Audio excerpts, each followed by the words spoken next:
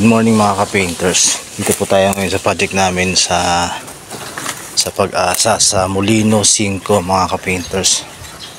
Ngayon po mga ka-painters, ang gagawin natin, i-waterproofing natin to mga ka-painters. Yan, nakikita nyo naman, luma-luma na talaga. Tumatagos yung tubig sa loob mga ka-painters, gawa ng may ganitong crack. Yan. Yan po yung gagawin natin ngayong araw mga ka-painters. Ang una natin gagawin mga ka-painters, nakita nyo yung mga crack na yan.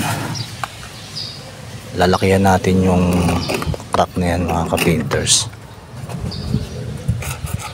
Yan, lalakihan natin yan para makapasok yung waterproofing sa loob. Yan o, dami yan eh. Yan o, let's go mga ka-painters.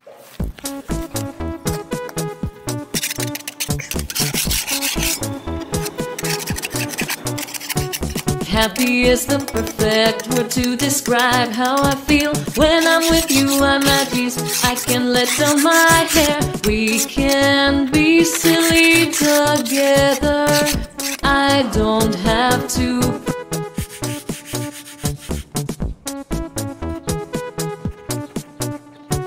Happy is the perfect word to describe how I feel. When I'm with you, I'm at ease. I can let down my hair. We can be silly together. I don't have to pretend. With you, I'm happy just being myself. In your company, I'm never. Ito mga ka-painters, nalakihan na natin yung crack. Yan o, nalagyan na natin siya ng bikat.